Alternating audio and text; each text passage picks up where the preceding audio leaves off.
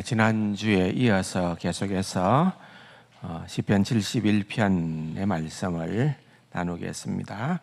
14절에서 18절까지를 같이 읽도록 하십시다. 나는 항상 소망을 품고 주를 더욱더욱 찬송하리이다. 내가 청량할 수 없는 주의 공의와 구원을 내 입으로 종일 전하리이다. 내가 주 여호와의 능하신 행적을 가지고 오게사오며 주의 공의만 전하겠나이다. 하나님이여, 나를 어려서부터 교훈하셨으므로 내가 지금까지 주의 귀한 일을 전하였나이다. 하나님이여, 내가 늙어 백발이 될 때에도 나를 버리지 마시며 내가 주의 힘을 후대에 전하고 주의 능력을 장래의 모든 사람에게 전하기까지 나를 버리지 마소서. 아멘.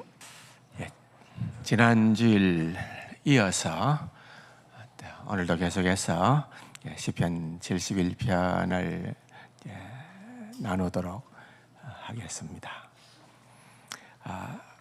저자가 누군지 정확하게 드러나 있지는 않으나 여러 가지 정황들을 볼 때에 71편도 그 저자가 다윗일 거다 하는데 대부분의 사람들이 공감을 한다는 말씀도 드렸고, 또 뿐만 아니라 이 다윗의 일생이 사실은 여기에 다 담겨 있는 그런 함축된 내용들이다는 것도 말씀을 드렸습니다. 지금까지 나의 삶을 돌아보니까 살아왔던 그 과거가, 또한 지금 여전히 항상 함께하는 그 놀라운 하나님의 은혜가 뿐만 아니라 그렇게 계속되어지는 그 놀라운 하나님의 살아계심, 신실하심, 공의로우심, 함께하심, 이런 모든 은혜들이 여전히 우리가 내다보는 앞으로 나아가는, 또 나이가 점점 들어가는 우리의 장래에도 함께 하실 거라는 그러한 믿음의 고백을 이 본문을 통하여서 담고 있는 거죠. 그래서 어떤 의미에서는 다윗의 일생, 그 모든 생애가 여기에 다 담겨 있다고 그렇게 해도 과언이 아닙니다. 우리는 인정하기가 좀 싫어하는 경향이 있습니다. 나이가 들어가는 것을 말입니다. 그렇죠? 항상 여러분들 굉장히 좀 옛날 생각 많이 하죠. 나는 옛날에 왕년에, 또 내가 젊었을 때에 뭐 이런저런 얘기들을 하기도 합니다만은, 그러나 이 세월이 흘러가는 것은 막을 수가 없습니다. 저도 몇 개월 전에 좀 눈이 침침해져서 안경을 주문했습니다. 그래서 아직까지 내가 언제 공식 안경을 쓰고 데뷔를 할까 이렇게 생각을 합니다만은, 제 사무실에 있을 때는 한 번씩 써봅니다. 근데 크게 뭐 달라지는 건 아닙니다만, 어쨌든 지금 작은 글씨들이 좀 불편하기도 하니까 또 안경을 써보기도 합니다. 어디 그뿐이겠습니까? 하나씩 하나씩 탈이 나는 것 같습니다. 사람은 다 그래요. 그래서 세상에서는 나이가 들어가고 늙어가는 이런 일들을 향해서 그렇게 석유쾌하게 생각하지는 않는 경향들이 있는 것 같습니다. 그러나 우리는 좀 다른 성경적 관점으로 바라볼 수 있어야 된다는 것을 계속해서 말씀드리고 싶습니다. 예외 없습니다. 좀 나이가 들고 들어가면은 사실은 백전노장이라고 할 수 있는 그러한 다윗도 그 얼마나 젊었을 때에는 펄펄 날았겠습니까? 백전백승이었습니다. 그런 다윗도 이제 나이가 들어가면서 경험하는 그러한 감정들이 어떤 감정들입니까? 지난주일 날 말씀을 드렸던 것처럼 나는 이제 더 이상 설 데가 없는, 설모가 없는 그런 존재가 되어가는 것이 아닌가.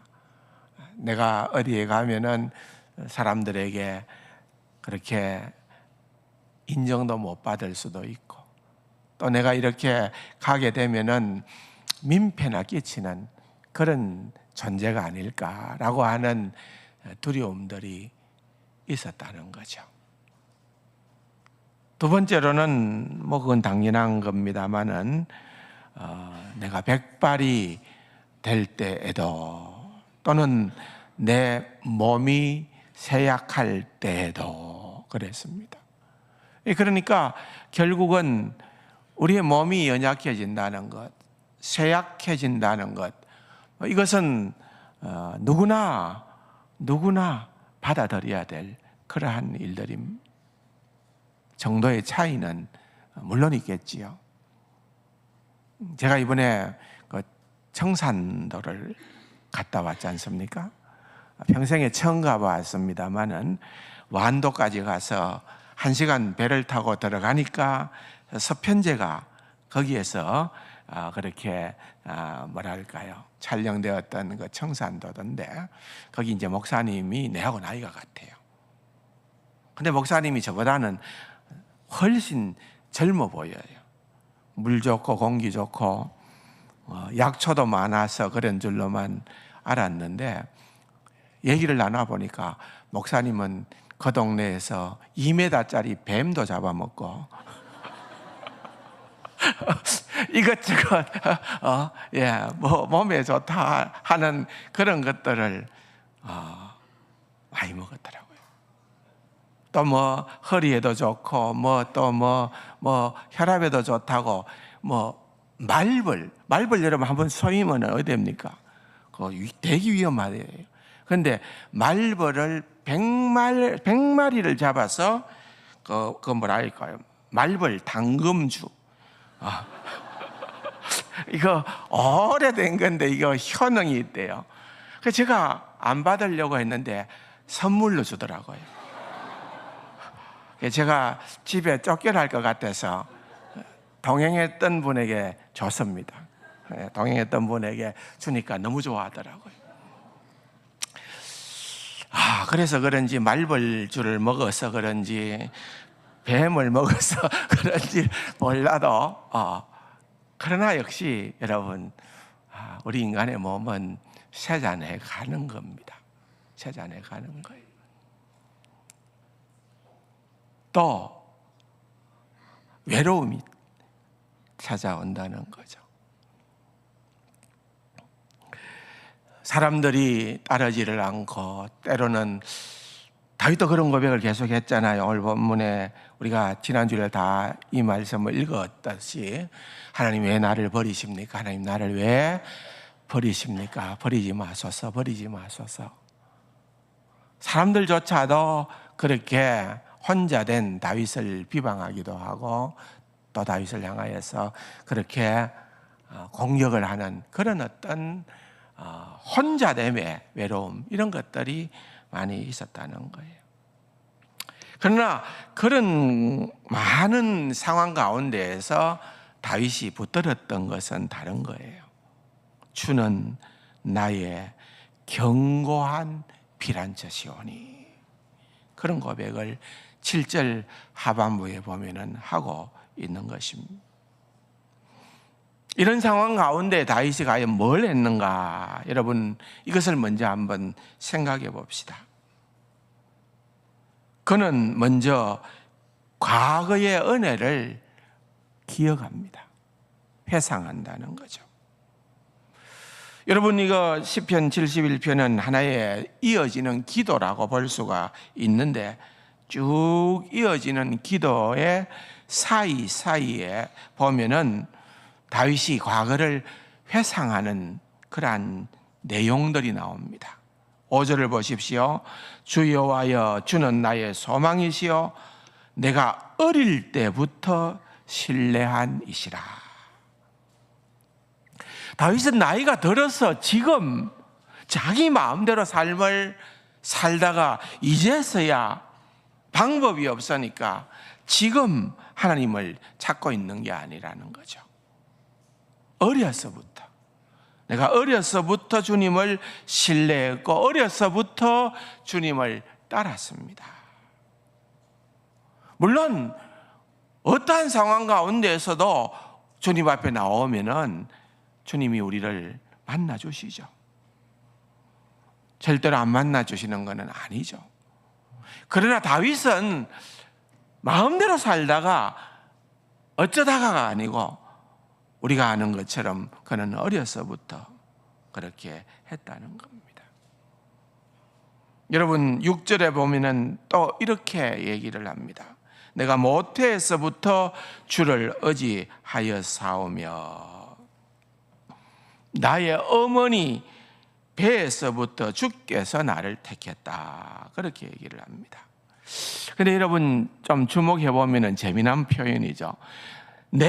다윗이 그래요. 내가 모태에서부터 주를 의지했다는 거예요. 이해가 되십니까? 여러분 모태에서 뭐 했습니까? 여러분들 모태에서 뭐 했어요? 그래, 참 모태에서 우리가 주님을 의지했다고 이렇게 말한다는 게 쉽나요? 근데 다윗이 이런 표현을 쓰거든요. 근데 이게 번역을 보면은 정확한 번역이에요. 과장된 것도 아니고 정확하게 번역을 했어요. 그런데 그 실상의 의미는 아마도 이랬을 것이다. 이것은 문법적으로는 분명히 그렇게 번역하는 게 맞는데 내용적으로 볼 때는 이것은 수동태일 거다 하는 거예요. 수동태. 무슨 말인가 하면은 영어 성경 가운데에서 가장 권위 있는 성경 가운데 하나는 킹 제임스 버전이라는 게 있어요. 우리말로는 흠정역이라고 해요. 흠정역. 근데 이 성경에 이 말씀을 어떻게 번역을 하고 있는가 하면은 주께서 모태에서부터 나를 붙드셨습니다 그랬어요. 나는 붙들림을 당한 자다 이 말이에요. 나는 그 수동태적 의미가 들어있다는 거예요. 누가 붙들었느냐? 주께서 나를 붙드셨다 이 말이에요. 이게 어떤 의미가 담겨 있는가 하면은 이런 거예요. 주님, 제가 지금 늙어서 쓸모없다고 하나님이 나를 버릴까 겁이 나요. 그런데 주님은 나를 쓸모없는 그 모태에서도 나를 붙잡아 주셨잖아요. 이 말입니다. 내가 뭔가 서임새가 있고 내가 잘났고 내가 실력이 있고 능력이 있어서 그럴 때는 주님이 나를 붙들어 주시는데 이제는 아무 쓸모가 없으니까 하나님 나를 놓아버리십니까? 이런 생각이 우리에게는 들 수 있다는 거죠. 그런데 다윗이 깨닫게 된 게 뭔가 하면은 내가 모태에서 쓸모없어요. 그때 모태에 무슨 하나님의 쓸모 있을까요? 내가 모태에서 하나님이 쓸모없을 그때도 나를 붙들어 주신 것처럼 지금 이 순간에도 하나님께서 나를 붙들어 주실 줄로 믿습니다. 그 다음 기절에 보면은 그러기 때문에 따라오는 말이 어머니 뱃속에서부터 주께서 나를 택하셔사오니 같은 의미인 거예요. 모태에서부터 나를 붙들어 주시고 태어날 때부터 날 돌보아 주셨던 그 하나님, 지금 다윗은 그것을 말하고 있는 겁니다. 또 17절에 보면은 하나님이여 나를 어려서부터 교훈하셨으므로 내가 지금까지 주의 기이한 일을 전하였나이다. 모태에서뿐 아니고 또 어린 시절, 어려서부터 다윗을 교훈하신 하나님이세요. 그러니까 다윗은 말하자면은 태어나면서부터 지금까지 예수님을 따르는 제자였다는 거예요. 제자의 삶이 뭡니까? 끝까지 배우는 삶 아니겠어요? 주님의 교훈을 배워가며 살아가는 그 삶을 했고, 그렇게 주님을 배워가면서 하나님을 경험하는 삶, 하나님을 경험하는 삶. 여러분, 하나님을 얼마나 경험하며 지금까지 살아오고 계십니까? 아무개가 믿는 하나님이 아니라, 누가 경험한 하나님이 아니라 내가 경험한 하나님, 내가 경험한 하나님, 내가 만난 하나님, 이게 절대적으로 중요하다, 그 말입니다. 그렇게 하나님을 배워왔다는 겁니다. 그 필연적인 결과가 17절에 보니까 내가 지금까지 주의 기이한 일들을, 너무너무 놀라운 일들을 경험했다는 거죠. 청량할 수 없는 일들을 경험했다는 거죠. 그것을 다른 사람에게 또는 후대에게 전하였나이다.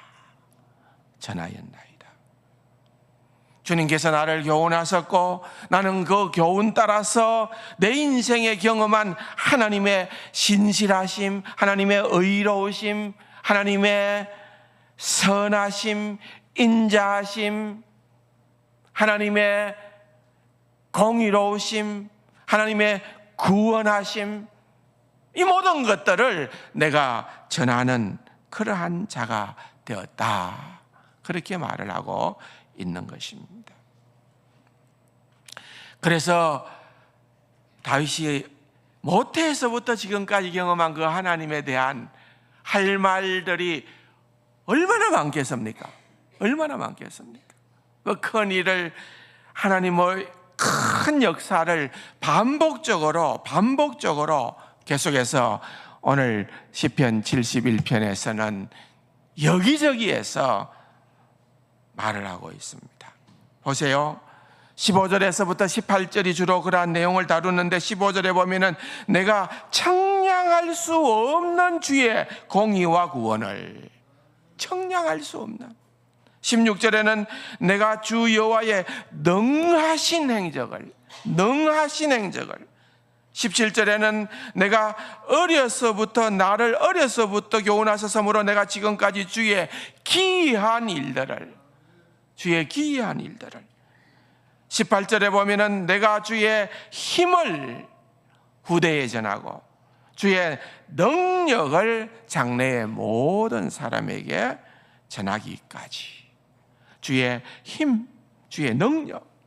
마지막 24절에도 보면은 나의 혀도 종일토록 주의 의를, 주의 의로우신 행위를, 주의 구원하신 행위를 그렇게 작은 소리로 엎조리 어리니, 그렇게 묵상하고 또한 얘기하고 그렇게 찬양했다는 거죠. 그 하나님의 놀라운 은혜, 그것이 바로 나를 구원하였고, 그것이 내가 지금까지 여기까지 오게 된 이유라고 다윗이 얘기를 하고 있는 것입니다. 신약 성경에 사도 바울의 표현을 빌리자면은 나를 향하신 하나님의 은혜는 헛되지 않았고 나의 나된 것은 하나님의 은혜입니다. 그렇게 고백을 하는 겁니다. 이 시편을 읽다 보면은 참 희한한 느낌을 갖게 됩니다. 1절부터 24절 내용을 읽어보면은 어떤 데에는 다윗조차도 그렇게 상황에 따라서 절망합니다. 크게 낙심합니다. 크게 의기소침합니다. 그런데 하나님을 붙듭니다. 하나님을 바라봅니다. 하나님께서 베풀어 주신 그 모든 은혜를 생각을 하게 될 때 다시금 확신이 생깁니다. 야, 하나님은 살아계시다. 하나님은 위대하시다. 그런데 또 현실로 들어가 보면은 또 여전히 숙제가 내게 남아있고, 그래서 낙심을 합니다. 이것이 반복되는 것들을 볼 수가 있습니다.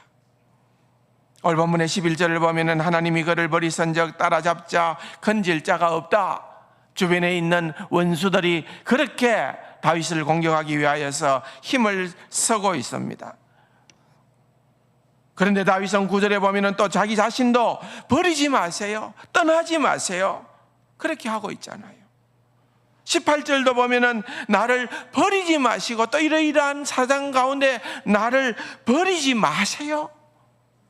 한 절에 보면은 버리지 말라는 말을, 하나님을 향한 기도를 2번씩이나 그가 하고 있는 것을 보게 됩니다. 그런데 다윗은 그러한 상황들을 통하여서 하나님이 자기를 건지시는 의로운 행위들을 경험하게 됩니다. 20절을 보면은 우리에게 여러 가지 심한 고난을 보이신 주께서, 다윗의 인생에, 여러분 우리 모두의 인생에 고난이 많이 있을 수가 있다 그 말입니다.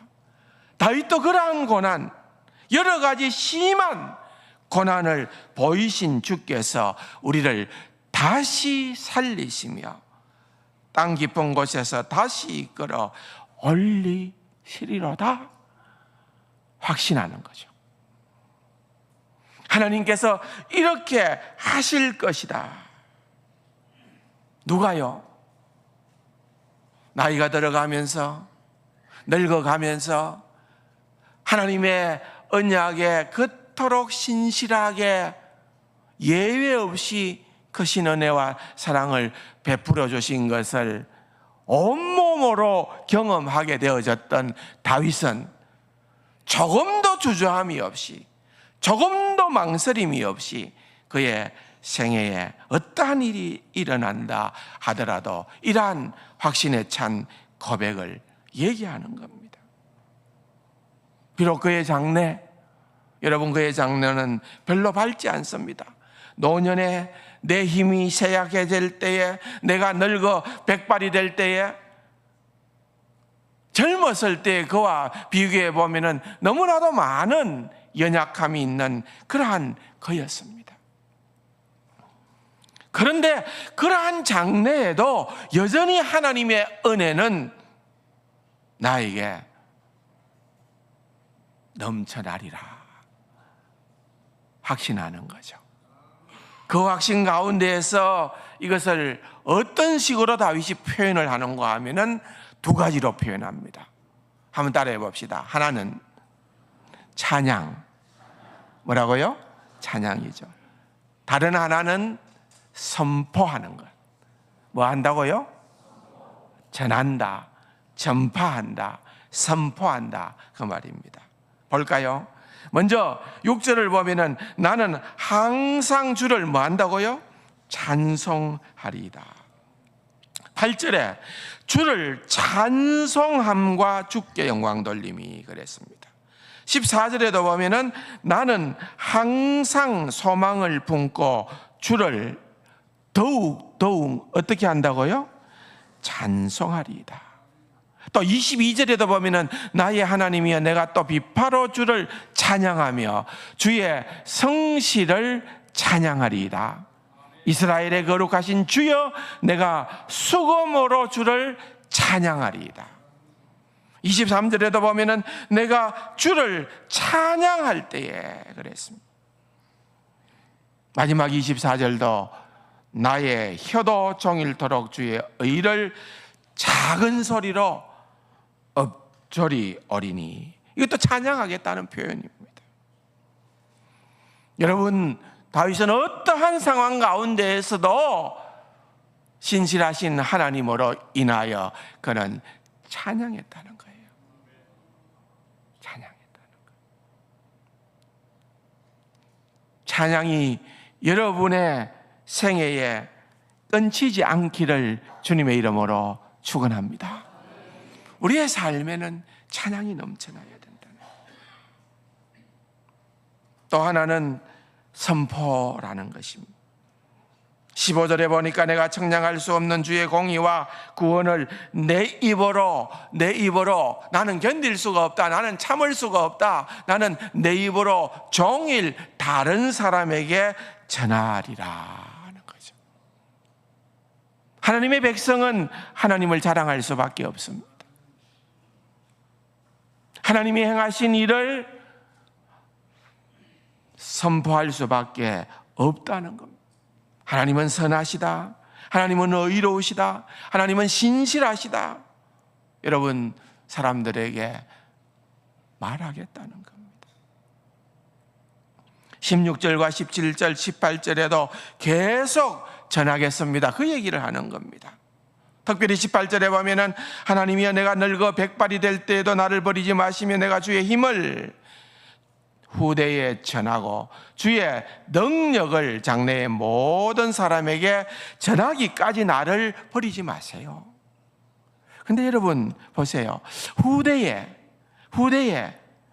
또 장래의 모든 사람들에게 또 다음 세대에 하나님이 어떤 분인가를 말하려고 하면은 내가 어떨 때여야 돼요? 내가 늙었을 때. 내가 늙었어요. 내가 젊었을 때 아닙니다. 그래서 내가 늙었다는 것, 내가 나이 든다는 것, 그것에 대해서 여러분 우리가 너무 낙심할 이유가 없다 그 말입니다. 아멘이 안 나오는데. 아멘 아니세요, 여러분? 여러분, 우리가 나이가 들어야 전할 수 있어요. 뭔가가 깊은 맛을 낼 수 있는 경험도 우러나지는 그런 경험들을 전할 수가 있습니다. 자, 보세요. 그런데 여기 어떤 변화가 있는지를 9절과 18절을 보면은 뚜렷이 보입니다. 9절에는 내 힘이 쇠약할 때에 나를 떠나지 마소서. 그러니까 여기에 핵심되는 중심 단어는 내 힘이에요. 내 힘. 그런데 18절에 보면은 뭐라고 나옵니까? 내가 주의 힘을. 내 힘이 아닙니다. 내 힘이 아니고 내 힘은 쇠퇴해가고 있지만은 주의 힘은, 주의 능력은 너무나도 여전하기에, 오히려 더 위대하기에, 오히려 더 강하기에 후대에 전하겠다. 우리가 내 힘만 바라보면은 우리는 슬퍼할 수밖에 없는 자들입니다. 지난 주일날 말씀드렸던 것처럼 존 웨슬레도 결국은 우리 인생은 기울어져 가는 인생이다 그거죠. 그런데 주의 능력과 주님의 힘을 우리는 얘기할 수 있는 자들이다 그 말이에요. 내 힘을 자랑하는 게. 젊을 때는 내 힘을 자랑하고, 젊을 때는 사람들이 날 보면은 야, 너 참 대단하다, 다윗 진짜 용사다. 어떻게 그렇게 살아온 맹수들을, 어떻게 그렇게 골리앗을, 그를 우러러보고 그를 칭송하고 그렇게 했을는지 모르지만은 이제는 그런 힘은 다 사라지고 없습니다. 그런데 여러분, 다윗이 그럴 때에 낙심한 것이 아니라 그럴 때에 진짜를 알게 된 거죠. 마치 사도 바울이 고린도후서 12장에서 나에게 이러시기를 내 은혜가 네게 족하다. 이는 내 능력이 약한 데서 온전하여 짐이라. 그러므로 도리어 크게 기뻐함으로 나의 여러 약한 것에 대하여 자랑하리니 이는 그리스도의 능력이 내게 머물게 하려 함이라.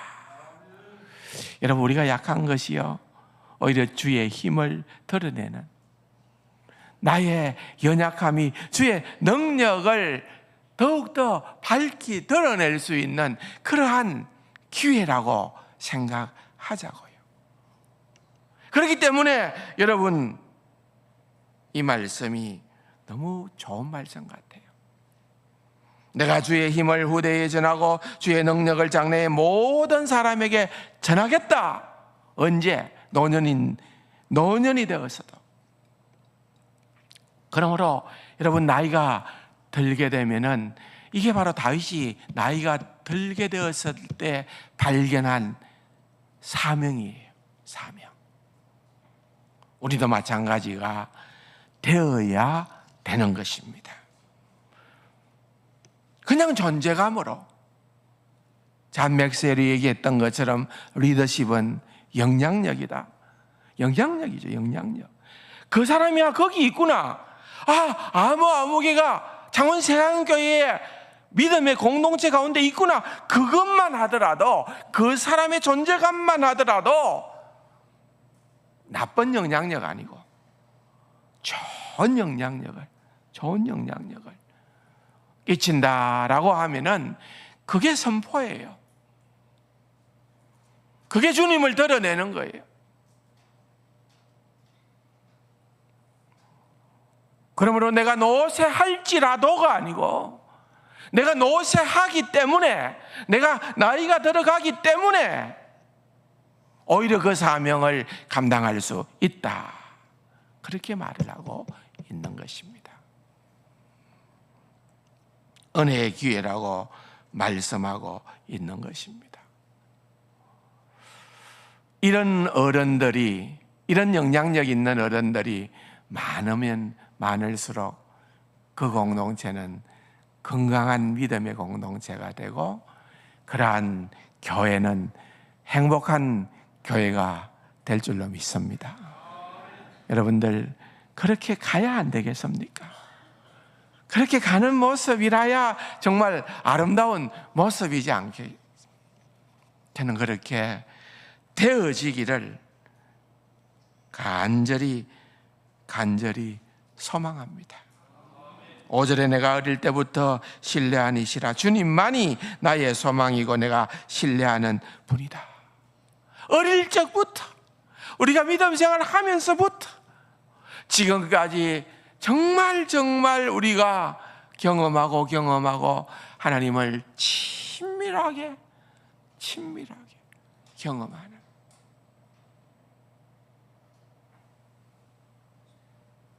그래서 여러분, 어떤 의미에서는 이런 어른은 갑자기 만들어지는 게 아니랍니다. 절대로 갑자기 만들어지지 않는다는 거예요. 어디서 튀어나오는 것이 아니라는 거예요. 세월의 흐름 가운데에서 수많은 고난을 통과하면서 단련되고 연단되고, 그래서 내가 정금같이 되어 나오는 그러한 놀라운 은혜가 차고 넘치는 시편 71편이 다윗의 생애의 고백이 될 뿐더러 저와 여러분의 동일한 믿음의 고백이 되어지기를 주님의 이름으로 축원합니다. 좋으신 아버지 하나님, 감사합니다. 인생은